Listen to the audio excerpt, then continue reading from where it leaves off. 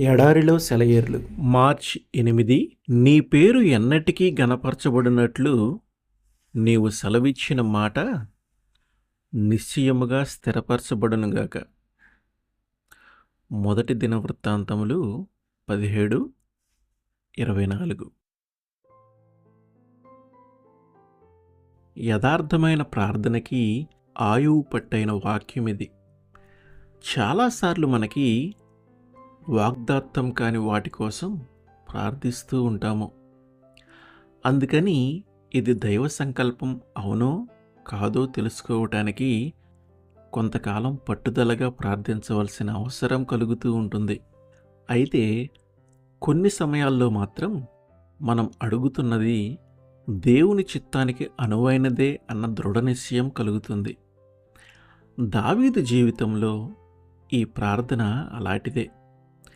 బైబిల్లో ఉన్న ఒక వాగ్దానాన్ని తీసుకొని దాని కొరకు వాదించటానికి ప్రేరేపణ కలుగుతున్నది. దానిలో మనకు సంబంధించినది ఏదో ఉందనిపిస్తుంది. అలాంటి సమయాల్లో స్థిరమైన విశ్వాసంతో దేవా నువ్వన్నట్టుగా చెయ్యి అని ప్రార్థిస్తాము. దైవవాక్కులోని ఒక వాగ్దానం మీద చెయ్యి వేసి అది కావాలి అని అడగటం అన్నిటికంటే క్షేమకరమైనది, అందమైనది.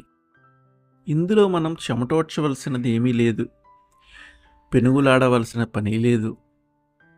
చెక్కును బ్యాంకులో ఇచ్చి డబ్బు తీసుకున్నట్టు ఆ వాగ్దానాన్ని దేవుని ముందు పెట్టి దాని నెరవేర్పును పొందటమే. అనుమానం లేదు. ప్రార్థన ఖచ్చితమైనదైతే చాలా ఆసక్తిదాయకంగా తయారవుతుంది. ఎడాపెడా నోటికి వచ్చిన వాటినన్నిటినీ అడిగేసి దేన్ని పొందలేకపోవటం కంటే కొద్దిపాటి దీవెనలను ప్రత్యేకించి అడిగి పొందగలగటం మేలు గదా.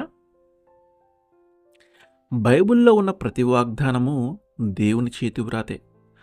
నువ్వన్నట్టుగానే చెయ్యి అనే మాటను జోడించి ఆ వాగ్దానం కోసం మనం అడగవచ్చు. తన సత్యంపై ఆధారపడ్డ జీవులను వాటి సృష్టికర్త ఎప్పుడూ మోసం చేయడు. అలాంటప్పుడు పరలోకపు తండ్రి తన కొడుకులకిచ్చిన మాటను మీరగలడా? నాలో ఆశలు రేకెత్తించిన నీ మాటను జ్ఞాపకం చేసుకో. ఇది ఫలితాలను ఇచ్చే ప్రార్థన. దీనిలో 2 అంశాలున్నాయి. ఇది నీ మాట. దీన్ని నిలబెట్టుకోగలవా?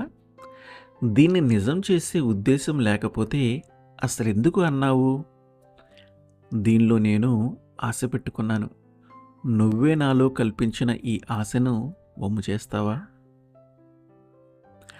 అవిశ్వాసము వలన దేవుని వాగ్దానమును గూర్చి సందేహింపక దేవుని మహిమపరచి ఆయన వాగ్దానము చేసిన దానిని నెరవేర్చుటకు సమర్థుడని రూఢిగా విశ్వసించి విశ్వాసము వలన బలము నొందెను.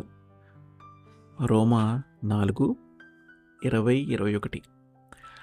మాట తప్పని దేవుని మాటలే బైబిల్లోని వాగ్దానాలను అంత అమూల్యమైనవిగా, అపురూపమైనవిగా చేశాయి.